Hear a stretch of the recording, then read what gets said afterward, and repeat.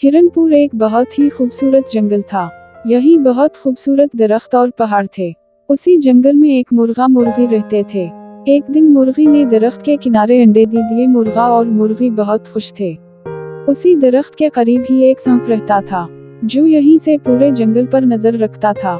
जब उसने मुर्गी के अंडों को देखा तो कहने लगा, अरे वाह, इतना ताज़ा और लजीज अंडा है। उसी दौरान दो और जानवर मुर्गी और मुर्गे के पास आए और कहने लगे, अरे ओ मुर्गा मुर्गी, क्या ये तुम्हारे अंडे हैं? हाँ, ये अंडे मैंने आज सुबह ही दिए हैं। अरे ओ, इसीलिए आज सुबह से तुम दोनों तालाब में नजर नहीं आए। आज पूरा दिन हम इनकी देखभाल कर रहे थे। मतलब दोपहर में भी कुछ नहीं खाया और अब भी कुछ खाने का मन नहीं है? नहीं, मगर अब भूख बर्दाश्त नहीं हो रही। मगर इन अंडों को अकेला छोड़कर कैसे जाएं? अरे फिक्र मत करो, यहाँ इन अंडों को कुछ नहीं होगा। हम खाना मिलते ही उसे खाकर अंधेरे से पहले लौट आएंगे। उनकी ये बातें दूर बैठा सांप सुन रहा था। उनके जाते ही सांप अंडों के पास आया और कहने लगा, अरे वाह, इतना ताज़ा और लजीज अंडा है। वाह, आज तो वाकई में मज़ा आ गया। अब जल्दी से जाकर अपनी बिल में सो जाता हूँ। अगर किसी ने देख लिया तो कल अंडों का इंतजाम नहीं हो पाएगा। कुछ देर बाद जब मुर्गा और मुर्गी वापस आए, अपने घोंसले को खाली देखकर हैरान रह गए। अरे हमारे अंडे कहाँ गए? हमारे अंडों को किसी ने देखा भी नहीं था, फिर वो कहाँ चले गए? हमें इस बात का पता लगाने के लिए एक तरकीब लगानी पड़ेगी। ये कहकर मुर्गे ने मुर्गी को एक तरकीब बताई और फिर अगले दिन मुर्गी ने 2 अंडे दिए। फिर पूरा दिन वो दोनों अंडों का ख्याल रखने लगे। शाम को मुर्गे ने मुर्गी से कहा, मुर्गी मुर्गी, मुझे बहुत भूख लग रही है, चलो खाने की तलाश में चलते हैं।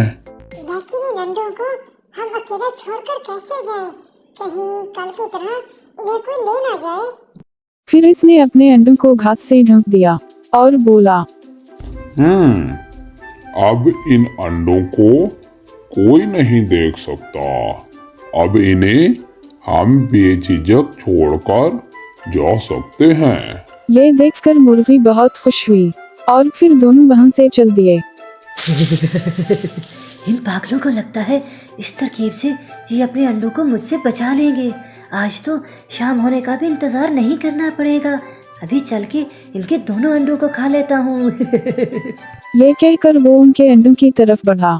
जैसे ही वो अंडों के पास पहुंचा तो पास ही में छिपे मुर्गा और मुर्गी ने इसको देखा। वो दोनों उसको देखकर बहुत डर गए।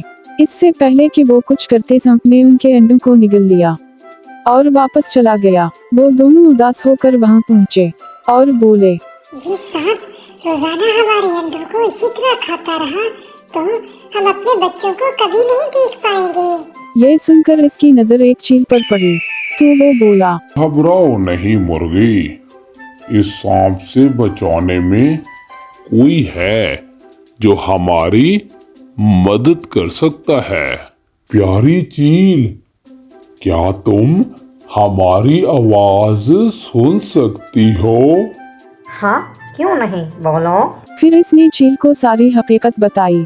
ये सुनकर वो बहुत गुस्सा हुई और बोली, सांप तो वैसे मेरा मनपसंद खाना है, मैं उसको उसकी असली जगह तक पहुंचा दूंगी। फिर इन दोनों ने चील के साथ मिलकर एक प्लान बनाया और अगले दिन मुर्गी ने फिर से 2 अंडे दिए। पास ही बैठा सांप उनको देख रहा था। तभी मुर्गा बोला, मुझे लगता है कोई जानवर हमारे घोंसले पर रखी घास को खाता है और अंडे इसके नीचे होने की वजह से अंडे भी साथ ही खा लेता है।